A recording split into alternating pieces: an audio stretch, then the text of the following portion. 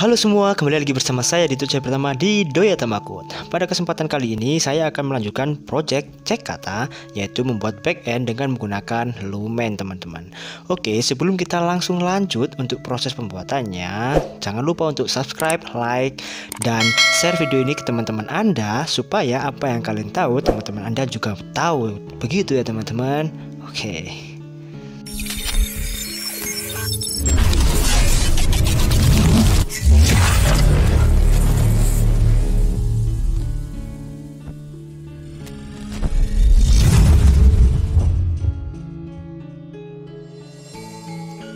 Oke, sekarang langsung saja kita menuju ke dokumentasinya ya. Di sini saya akan melanjutkan membuat backend seperti itu ya teman-teman. Nah, jadi untuk langkah-langkahnya itu pertama adalah install backend dengan menggunakan Lumen, yaitu yang microframework yang sudah saya jelaskan pada pertemuan sebelumnya. Kemudian install Sastrawi, kemudian install Course itu untuk mengantisipasi di frontendnya supaya tidak terjadi error Course gitu ya teman-teman. Oke, langsung saja lanjut kita ke ininya, install backend Lumen. Kalau teman-teman ingin mengetahui dasarnya, itu teman-teman bisa akses di lumen.laravel.com seperti ini teman-teman ya. Kemudian ketika kita cek, nah di sini kan terdapat kata backend. Nah, sedangkan kalau di dokumentasi Lumennya kita bisa tahu di sini tertulis blog seperti itu ya teman-teman. Untuk itu foldernya di sini saya beri nama backend karena yang kita bakal install itu namanya backend dari Lumennya ya. Oke, kita langsung saja kita copy, kemudian buka command prompt kalian, atau di sini saya menggunakan chapter ya teman-teman. Jadi langsung saja kita paste, kita enter. Nah, untuk proses instalasinya sendiri itu tergantung koneksinya kalian ya teman-teman. Jika instalasinya selesai maka akan seperti ini ya teman-teman. Nah, untuk selanjutnya teman-teman bisa instalasi Sastrawi, dan bagi yang belum tahu apa itu Sastrawi, kita bisa akses di dokumentasinya. Nah, untuk Sastrawi sendiri menggunakan GitHub ya teman-teman. Apa sih fungsinya dari Sastrawi ini? Pada pertemuan sebelumnya itu sudah saya jelaskan tentang stemming ya teman-teman. Jadi stemming ini itu proses mengubah kata perimbuhan menjadi kata dasar. Contohnya adalah menahan menjadi kata tahan, kata balasan menjadi kata balas, seperti itu teman-teman. Nah, langsung saja kita install untuk Sastrawinya. Ini kita copy ya teman-teman, langsung kita paste di bagian saya lupa. Jadi kalian harus masuk ke direktori backendnya terlebih dahulu, yaitu direktori yang sudah kita buat tadi ya teman-teman. Ketika kita install Lumen itu langsung create directory plus folder project. Nah, ketika kita cek, nah ini ada file-file kayak gini ya teman-teman. Langsung aja kita paste Sastrawinya seperti ini, kemudian kita enter. Selanjutnya bakalan install course. Nah, ini ya, kita bakal install course ini. Bagi yang belum tahu tentang course, teman-teman bisa cek apa sih itu course di Google ya teman-teman.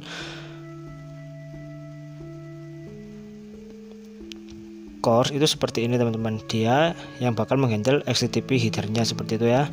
Oke, saya nggak bakal lebih menjelaskan tentang course. Saya bakal lanjut lebih menjelaskan tentang pembuatan backend untuk cek kata ini teman-teman. Oke, langsung saja kita install course-nya, kita copy paste di sini ya. Nah, jika sudah selesai, di sini ada beberapa config untuk mengatur course-nya di Lumen. Yang pertama adalah membuat config folder, kemudian membuat course.php di dalam config folder, kemudian menambahkan ini di bootstrap/app.php. Oke, langsung saja kita buka dengan menggunakan Visual Studio Code seperti ini ya teman-teman. Oke, nah di sini tertulis buat config folder. Oke, kita buat dulu ya config folder di sini. Config. Oke, kemudian kita bakal buat course.php di dalam config folder. Oke, kita buat ya. Course.php. Oke teman-teman, jadi di sini saya akan memberikan kalian source code-nya. Nah, ini ya, untuk menghindari kesalahan penulisan saya pakai project yang lama dulu dan bakal saya taruh di sini teman-teman, seperti ini ya. Jadi teman-teman bisa cek untuk course.php nya itu seperti ini teman-teman ya. Kemudian kita bakal lanjut ke settingnya di app Bootstrap, yaitu kita config ini, kita cari di Bootstrap app, kemudian kita cari di bagian register service provider seperti ini. Nah, kalian taruh ya di situ. Oke, jika sudah, oh ya teman-teman, saya hampir lupa kalau di Lumen itu belum auto ini ya, auto menggunakan Fastjs dan menggunakan Eloquent. Untuk itu kita harus mengaktifkan fungsinya terlebih dahulu seperti ini teman-teman. Nah, jika sudah, follow this video. Oke, sebelum lanjut, saya harap teman-teman untuk subscribe, like, dan share video ini ke teman-teman. Seperti itu teman-teman. Oke, nah sekarang kita bakal membuat sebuah controller. Nah, untuk membuat controller di Lumen ini berbeda dengan Laravel ya teman-teman. Jadi pastikan teman-teman itu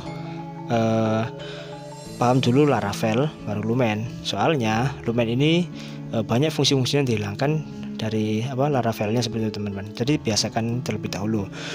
Untuk itu kita bakal membuat controller dengan nama kata controller.php. Nah, kita copy saja dari example controller menjadi kata controller seperti ini ya teman-teman.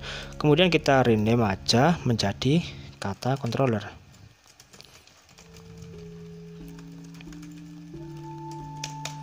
Nah, seperti ini ya teman-teman. Oke, kita ubah kelasnya menjadi kata controller. Oh ya, kalau kelas itu pasti diawali dengan huruf besar seperti ini ya teman-teman. Dan jangan lupa untuk membuat modelnya juga. Untuk membuat model ya kalian tinggal buat aja model dengan nama kata.php seperti ini.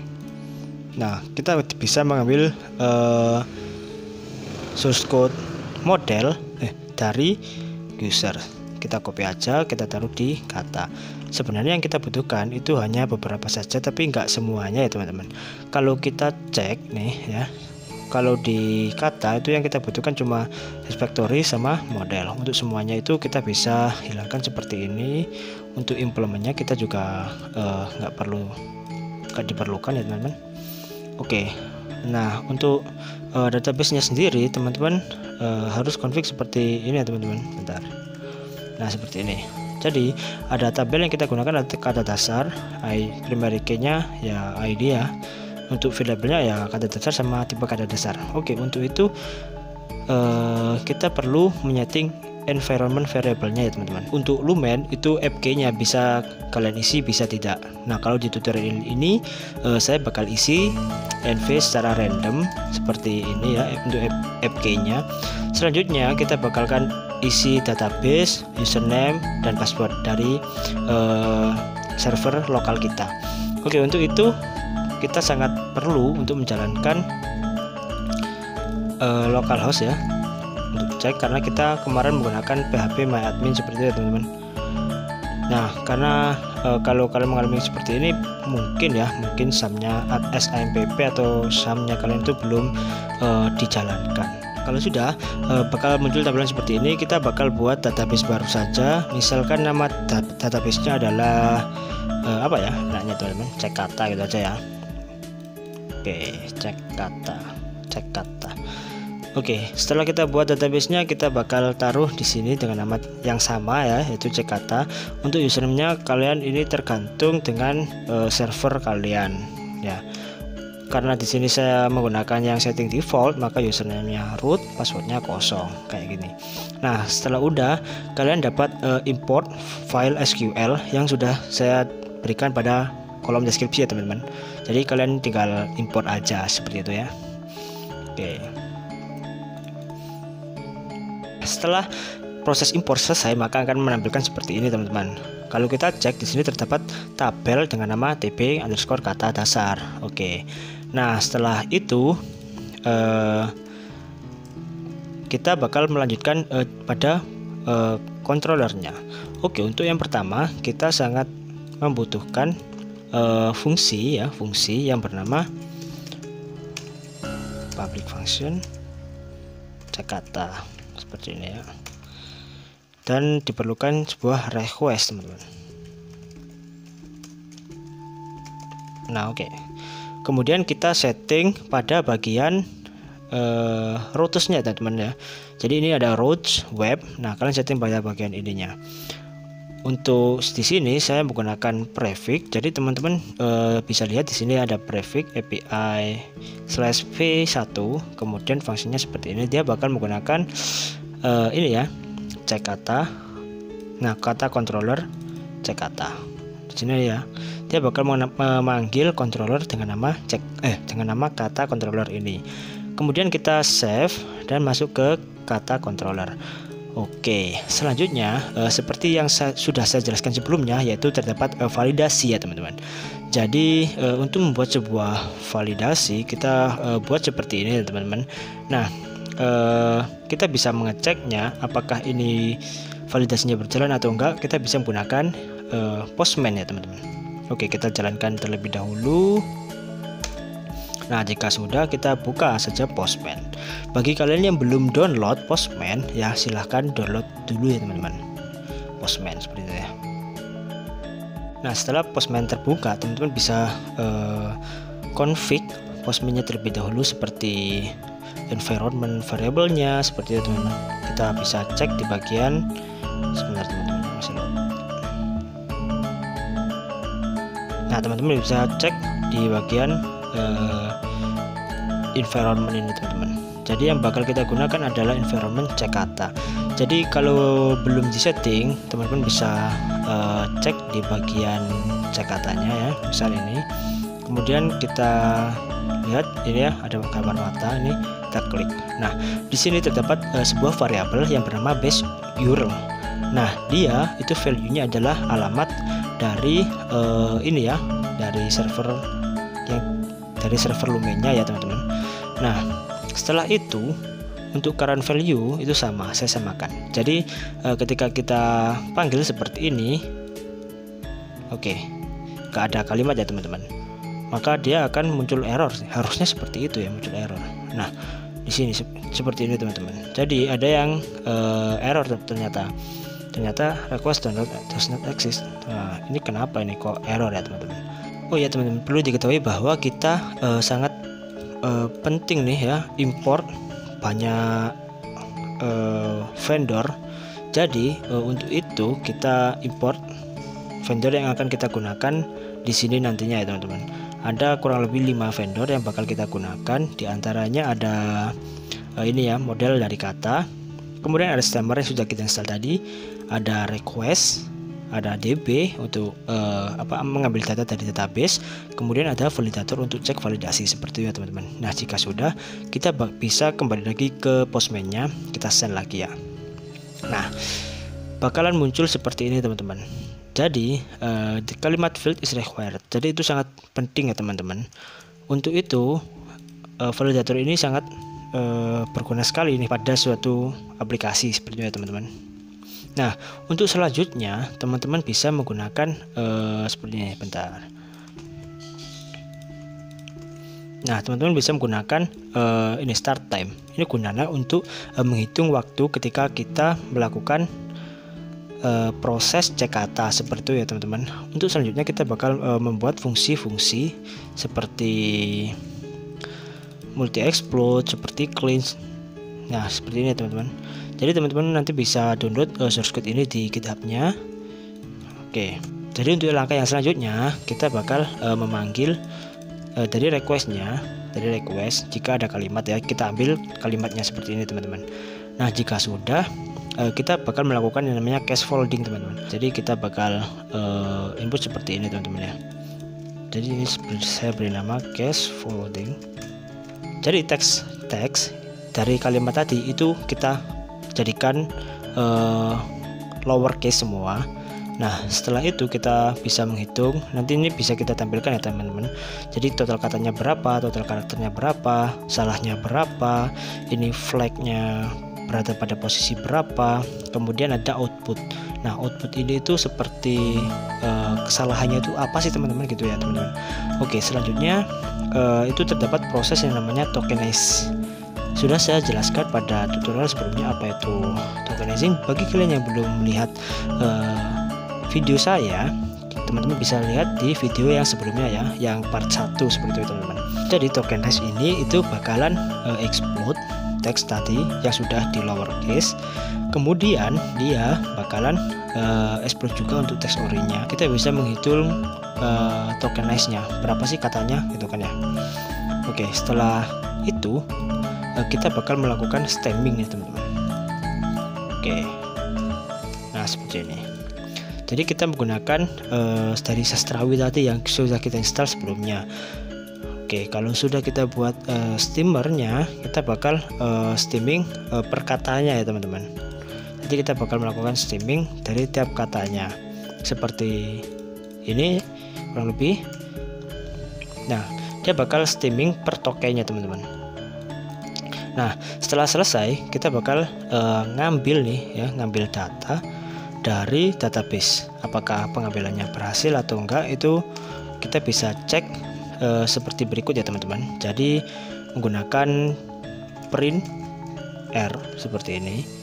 Jadi kita cek $DBS atau dollar data ini juga bisa sih, terserah ya.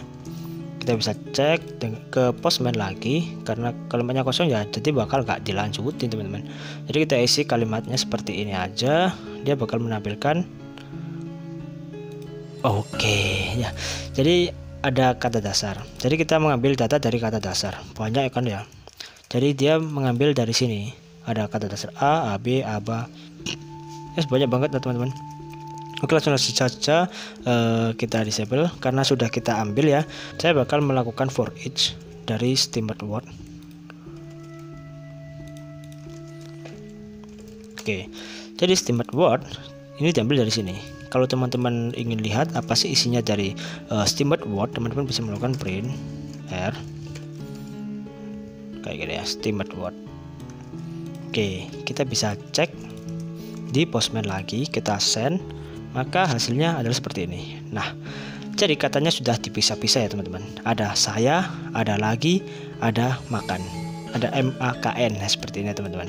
Itu sebagai contoh saja. Nah, jadi dia akan melakukan perulangan sebanyak 3 kali ya dalam contoh ini, maka akan melakukan perulangan sebanyak 3 kali, 1, 2, 3, tergantung indeks array-nya teman-teman ya.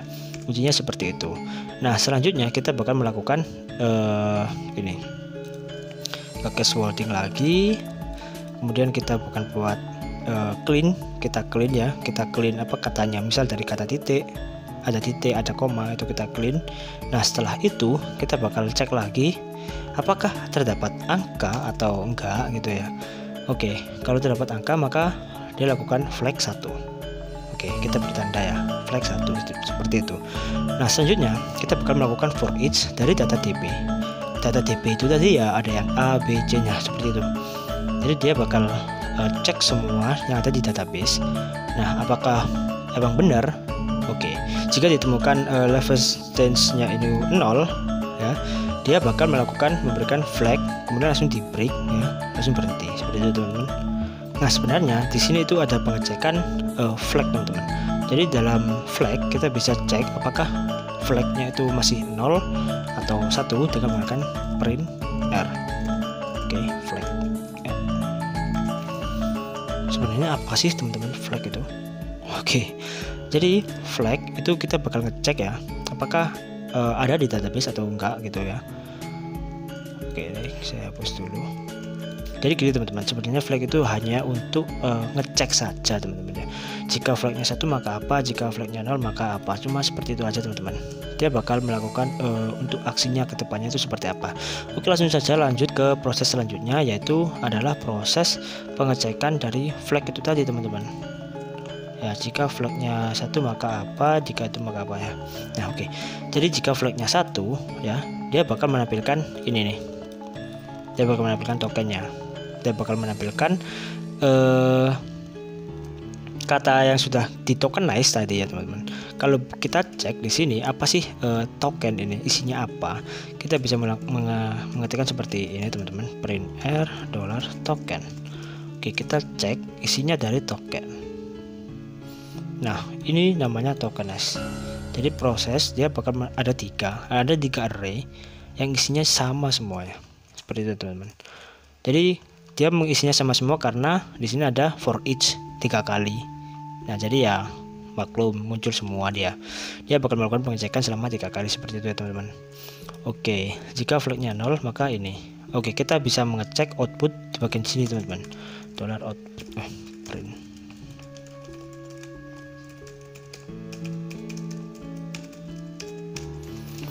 Oke, kita bisa cek di sini outputnya itu seperti apa. Oke, saya salah lagi nih. Seharusnya saya nggak print di bagian for each. Bentar. Oke, di sini ya. Nah, seperti ini. Jadi di sini itu terdapat saya lagi MAKN. Oke, dia sudah saya beri span semua. MAKN itu seharusnya salah ya teman-teman ya. Oh ya teman-teman, saya lupa untuk memberikan ini flag 0. Jadi dia bakal melakukan apa lagi gitu kan ya. Jadi pengecekannya itu dilakukan per kata ya, per stemming yang sudah kita lakukan tadi.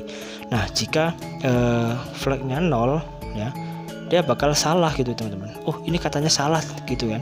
Nah, jika statusnya 1 itu maka dia ya, dia bakal nampilin seperti itu. Oke, kita bisa cek.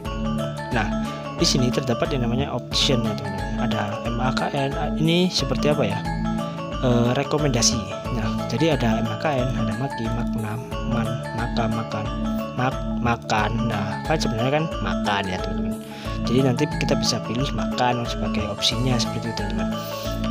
Oke, karena sudah kita buatkan seperti ini, maka selanjutnya kita tinggal return apa yang sudah jadi di outputnya seperti itu. Jadi kita perlu untuk membuatkan seperti ini teman-teman. Jadi kita melakukan deklarasi ulang seperti kata diambil dari output. Nah, end time itu tuh mengambil dari yang tadi teman-teman, yaitu start time ya. Ada start time, ada end time. Nah, jadi kita sudah tahu dari proses tadi itu algoritma ya. Nah, dari algoritma yang sudah kita jalankan tadi itu berlangsung selama berapa detik seperti itu ya teman-teman. Oke, kemudian di sini ada estimasi yang mana adalah end time dikurangi start time seperti itu teman-teman. Nah, jika sudah, kita perlu mengembalikan data yang sudah kita buat dalam bentuk JSON ya teman-teman. Seperti ini misalnya. Nah, seperti ini. Jadi ada message sukses, estimasinya berapa, total katanya apa, total karakter, total salah, teks ori dan benar dengan status 201. Oke, ketika kita cek di sini teman-teman, kita bakal melihat seperti ini. Wah, sudah rapi kan ini. Jadi ketika sudah selesai seperti ini, kita bisa menampilkan data ke dalam front end teman-teman di React.js-nya. Oke, saya kira tutorialnya sampai sini dulu ya teman-teman untuk backend. Jangan lupa untuk subscribe, like, dan share video ini supaya apa yang Anda tahu teman-teman kalian juga tahu seperti itu teman-teman. Oke, salam coding.